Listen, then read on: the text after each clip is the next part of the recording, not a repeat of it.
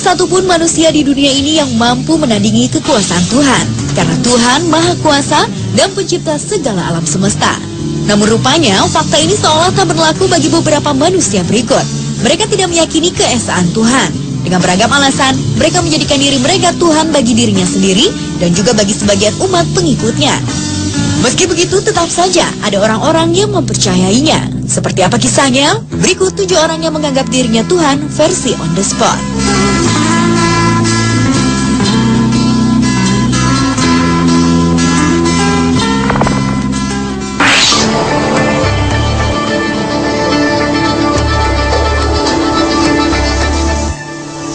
Seorang pria asal Inggris, David Saylor, mengaku dirinya adalah Tuhan. Mantan anggota agen rahasia Inggris dan juga seorang mantan jurnalis ini mengklaim dirinya mempunyai kekuatan Tuhan.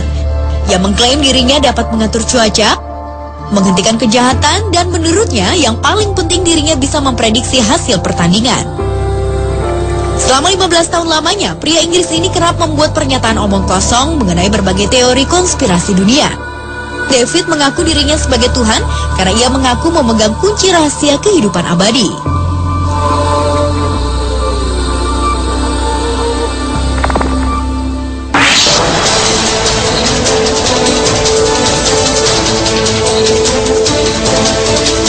Seorang politikus asal Jepang, Mitsuo Matayoshi, adalah seorang pemimpin kelompok organisasi yang bergerak dalam bidang ekonomi politik. Ia mengaku dirinya sebagai Tuhan. Dalam dunia politik, pria kelahiran kota Ginowan, Okinawa, Jepang 69 tahun lalu ini sudah 9 kali mengikuti pemilihan umum.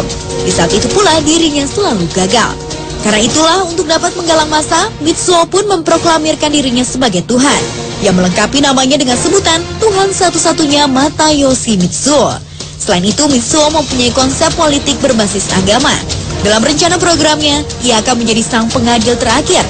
Meski hal itu harus ia lakukan dalam dunia politik. Jika para pengikutnya percaya bahwa dirinya adalah Tuhan, maka sudah tentu mereka harus memilih Mitsuo dalam pemilu politik selanjutnya.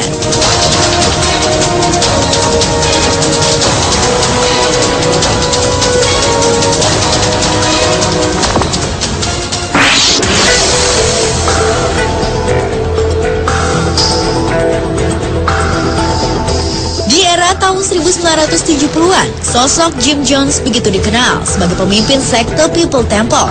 Pria bernama asli James Warren Jones ini mengaku dirinya adalah jelmaan dari beberapa tuhan dari beberapa agama yang ada di dunia. Dalam menyebarkan ajarannya ini, Jim menggunakan misi antaras yang menunjukkannya bagi orang sakit, gelandangan, dan pengangguran. Penyebaran sekte pimpinannya ini terpaksa harus dipindahkan ke Guyana, Amerika Selatan, karena pemerintah negara bagian Indiana, Amerika Serikat menganggap ajaran Jim bermasalah. Jim mengajak umatnya untuk memandang kematian sebagai hal yang penuh kenikmatan. Karena itulah, dengan khotbah-khotbah penuh kebohongan, Jim meyakinkan umatnya untuk berpindah ke dunia baru dengan cara melakukan bunuh diri massal. Menurutnya, cara ini adalah salah satu langkah untuk memuluskan umatnya ke surga. Ajaran yang salah ini telah membuat 914 pengikutnya tewas pada tahun 1978 di Guyana, Amerika Selatan.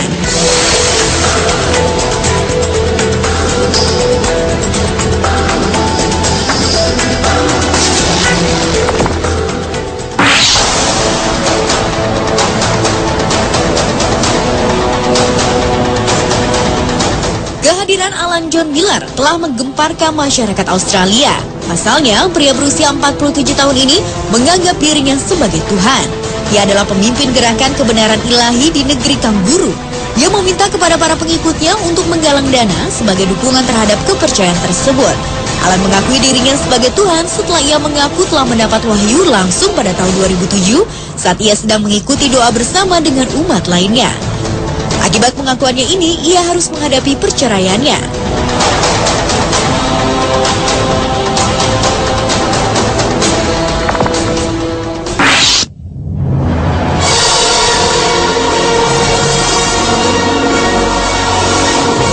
Shoko Asahara menganggap dirinya adalah Tuhan yang datang dari negeri Sakura, Jepang. Pria kelahiran 1955 ini merupakan pendiri dari pemimpin sekte Aum Shinrikyo, yaitu sebuah ajaran yang memadukan beberapa agama yang ada di dunia. Dia mengaku memiliki kekuatan supranatural dan telah memperoleh suatu pencerahan. Menurut Shoko, dunia ini ditakdirkan untuk kehancuran. dan dirinya yang mengaku sebagai Tuhan akan memimpin umatnya menuju keselamatan. Karena alirannya ini mengajarkan tentang kehancuran dunia, Soko bersama pengikutnya melakukan serangan bom kimia kereta api bawah tanah Jepang. Aksi tak terpujinya ini menewaskan 13 orang dan melukai 500 orang lainnya pada tahun 1995. Pada tahun 2004, Soko divonis hukuman mati. Namun proses eksekusi yang harusnya dilakukan tahun 2012 lalu ditunda karena masih harus melakukan proses penangkapan terhadap anggota Aum Sirinkyo.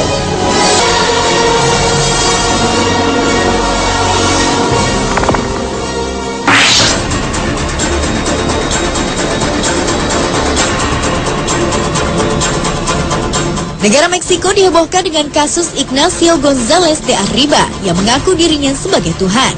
Ia memimpin aliran sekte Defensores de Cristo, yaitu sebuah ajaran sesat yang merekrut sejumlah perempuan untuk melakukan hubungan tak lazim. Karena menganggap dirinya Tuhan, Ignacio memiliki sebuah peraturan sendiri. Di antaranya adalah melarang para anggotanya mandi, memaksa para pengikutnya memakan daging mentah, dan melakukan praktek prostitusi. Ajaran bohong ini semata-mata demi mencari kepuasan dan keuntungan pribadi. Bahkan Ignacio mengharuskan para pengikutnya membayar sejumlah uang. Atas ajaran sesat dari Ignacio ini, pihak kepolisian Meksiko menahan semua jemaahnya, termasuk sang pemimpin Ignacio González de Arriba yang mengaku dirinya adalah Tuhan.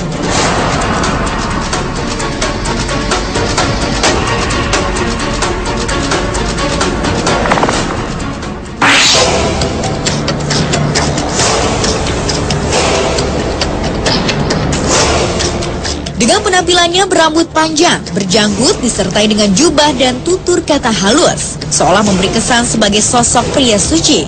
Penampilan ini selalu dibawa oleh Sergei Torov yang mengaku dirinya sebagai Tuhan. Mantan polisi lalu lintas ini adalah pemimpin spiritual bagi 5.000 jemaahnya. Para pengikutnya bukan hanya rakyat biasa, tetapi juga kaum intelektual, kalangan artis, dan pekerja profesional lainnya. Menurut pengakuannya, ia memutuskan untuk berhenti menjadi polisi setelah sesuatu membangunkannya. Ajarannya ini mengharuskan mereka berjalan kaki dan menjadi seorang vegetarian untuk menahan diri dari keburukan karena ia menganggap dunia akan kiamat. Ajaran sesat Sergei adalah salah satu ajaran kebohongan karena bertujuan untuk menuai keuntungan bagi dirinya sendiri. Hal ini dibuktikan dengan sepak terjang Sergei menyebarkan agama yang dibiayai pihak-pihak tertentu. Pemirsa, itulah 7 orang yang menganggap dirinya Tuhan versi on the spot. Sesungguhnya tidak ada kekuatan dan kebenaran lain selain yang datang dari Tuhan. Apa yang dilakukan oleh orang-orang ini adalah tidak benar dan semata-mata hanya demi kepentingan pribadi masing-masing.